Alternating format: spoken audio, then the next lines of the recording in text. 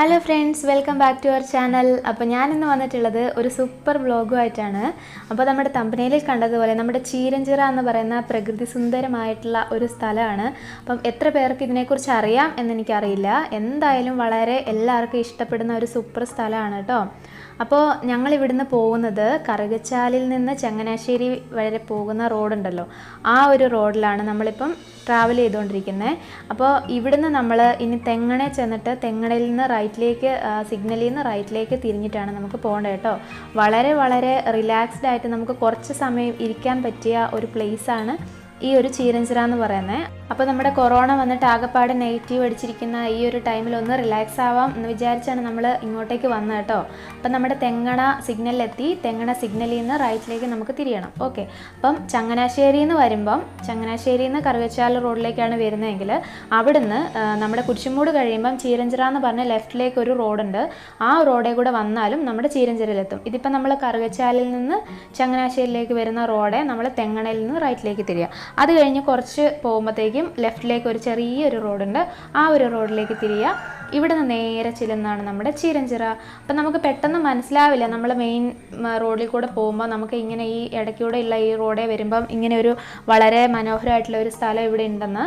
അപ്പോൾ ഇത് ഞങ്ങൾ കണ്ടുപിടിച്ചിട്ട് കുറച്ച് നാളായുള്ളൂ. അപ്പം ഇവിടെ ഞങ്ങൾ ഇടയ്ക്ക് ഇങ്ങനെ വരാറുണ്ടായിരുന്നു. ഇപ്പോൾ ലോക്ക്ഡൗൺ ആയതുകൊണ്ട് നമുക്ക് വെളിയിലേക്കൊന്നും ഇറങ്ങാനും വരാനൊന്നും പറ്റാത്തത് കൊണ്ടായിരുന്നു വരാത്തത്. അപ്പം ഇപ്പോഴാണെങ്കിലും നമ്മൾ ഇരുന്നിരുന്ന് നമ്മുടെ എന്താ പറയുക, നമ്മൾ ടെൻഷൻ അടിച്ച് ഇനി എന്താകും എന്നുള്ള ആ ഒരു വിഷമത്തിൽ ഇങ്ങനെ ഇരുന്ന് കൊറോണയെക്കുറിച്ച് ചിന്തിച്ച് അങ്ങനെ എല്ലാം കൊണ്ടും മൊത്തത്തിൽ ഒരു ഡൗൺ ആയിട്ടിരിക്കുന്ന ആ ഒരു സിറ്റുവേഷൻ ആയിരുന്നു. അപ്പം നമുക്ക് ജസ്റ്റ് ഒന്ന് റിലാക്സ് ചെയ്യാൻ വേണ്ടിയിട്ടാണ് ഇവിടെ വന്നത്. അപ്പം ഇടത്തറ കടവ് സൗന്ദര്യവൽക്കരണം CCTV നിരീക്ഷണം എന്ന് പറഞ്ഞ ബോർഡൊക്കെ ഇവിടെ വെച്ചിട്ടുണ്ട്. അപ്പോൾ പിന്നെ ഇവിടെ ഇതിനു മുമ്പ് ഇത്രയും ഡെവലപ്പ് ആയിട്ടുണ്ടായിരുന്നില്ല. ഇപ്പോഴാണ് ഇവിടെ ഇരിക്കാനുള്ള ചെയറും എല്ലാം സെറ്റാണ് ഇവിടെ.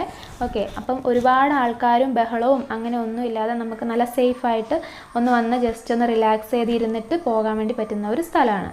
ഓക്കെ, പിന്നെ വളരെ സിമ്പിളായിട്ടുള്ള കുറച്ച് കാഴ്ചകളാണ് ഇവിടെ ഉള്ളത്. അപ്പം ഡീറ്റെയിൽ ആയിട്ടുള്ള വീഡിയോസൊക്കെ നിങ്ങൾക്ക് ഇനിയുള്ള അടുത്തടുത്ത വ്ളോഗ്സിലൊക്കെ കാണാൻ പറ്റുന്നതായിരിക്കും.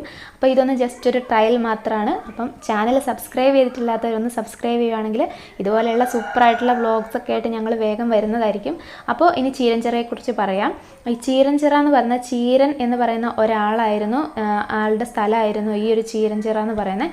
അപ്പം വെള്ളത്താൽ മൊത്തം ചുറ്റപ്പെട്ട് കിടക്കുന്ന ഒരു സ്ഥലമായിരുന്നു ഇത്. അപ്പോൾ അതുകൊണ്ട് തന്നെ ചീരൻ്റെ ചിറ എന്നായിരുന്നു ആദ്യം അറിയപ്പെട്ടു.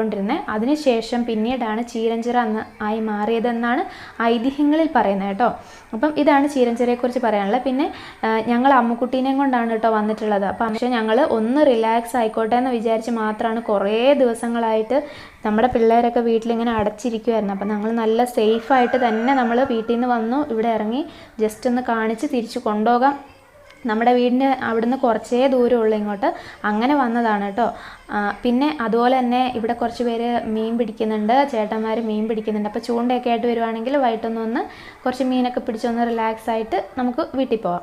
ഓക്കെ, അപ്പം പിന്നെ പറയാനുള്ളത് ഈ ഒരു സ്ഥലം എന്ന് പറയുന്നത് ചങ്ങനാശ്ശേരി, അതായത് കോട്ടയം ജില്ല ചങ്ങനാശ്ശേരി താലൂക്കിൽ വാഴപ്പള്ളി ഗ്രാമപഞ്ചായത്തിലുള്ള ഒരു ചെറിയ ഗ്രാമമാണ് ഈ ഒരു ചീരഞ്ചിറ എന്ന് പറയുന്നത്. പിന്നെ നമ്മുടെ ലോങ് ജംപ് താരം മഞ്ജു ബോബി ജോർജ് ജനിച്ചത് ഇവിടെയാണ് കേട്ടോ. അപ്പം നിങ്ങൾ ഇവിടുത്തെ കാഴ്ചകളൊക്കെ മെല്ലെ മെല്ലെ കണ്ടോളൂ. വലിയ വീഡിയോ അല്ല, ചെറിയൊരു വീഡിയോ ആണ്. ലോക്ക്ഡൗണിൻ്റെതായ പരിമിതികൾക്കുള്ളിൽ എടുത്ത ഒരു വീഡിയോ ആണ്. അപ്പം നിങ്ങൾക്ക് എല്ലാവർക്കും ഇഷ്ടപ്പെടുമെന്ന് വിശ്വസിക്കുന്നു. വരാൻ ആഗ്രഹമുള്ളവരൊക്കെ വരാം കേട്ടോ. അപ്പം വീഡിയോ കണ്ടോളൂ.